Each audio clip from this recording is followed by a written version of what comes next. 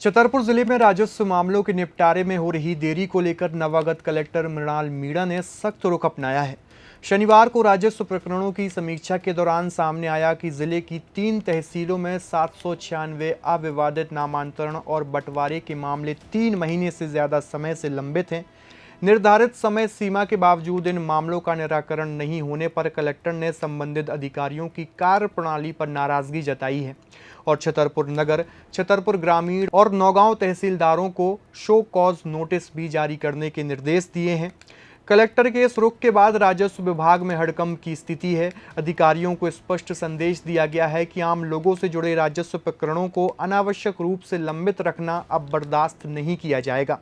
समीक्षा के दौरान तहसीलवार आंकड़े सामने रखे गए। इनमें सबसे ज्यादा लंबित मामले छतरपुर नगर तहसील में पाए गए। छतरपुर नगर में कुल 432 अविवादित नामांतरण और बंटवारे के प्रकरण 3 महीने से अधिक समय से लंबित हैं।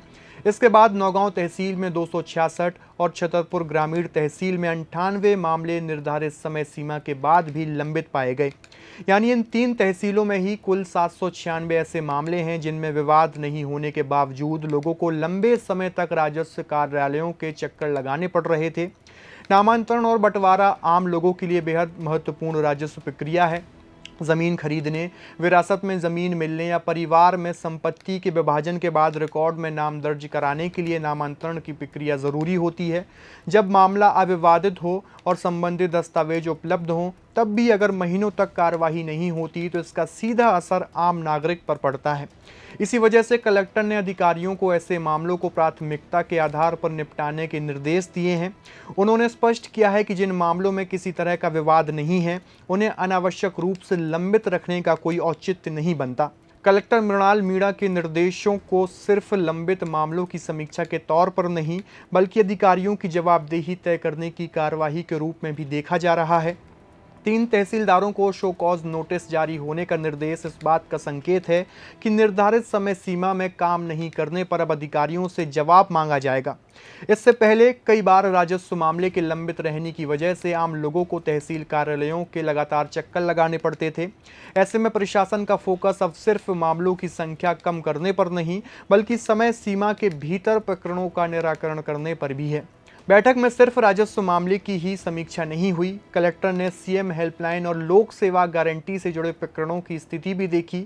जिन विभागों और अधिकारियों का प्रदर्शन खराब पाया गया, उनके खिलाफ भी नोटिस जारी करने के निर्देश दिए गए हैं। इसमें खराब प्रदर्शन करने वाले सीएमओ, जनपद सीईओ और तहसीलदारों की कार्यप्रणाली पर भी सवाल उठाए गए हैं। कलेक्टर ने अधिकारियों को निर्देश दिए हैं कि आम नागरिकों की शिकायतों का निर्धारित समय में निराकरण सुनिश्चित किया जाए। सीएम हेल्पलाइन को लेकर प्रशासन का फोकस अब केवल शिकायतों को बंद करने पर नहीं, बल्कि वास्तविक समाधान पर रहने की बात कही गई है। किसी नागरिक द्वारा शिकायत दर्ज कराने के बाद संबंधित विभाग को समय सीमा में कार्रवाई करनी होती है। अगर शिकायतों का निराकरण नहीं होता या बार बार शिकायतें लंबित रहती हैं, तो इससे विभाग की कार्यप्रणाली पर भी सवाल उठते हैं।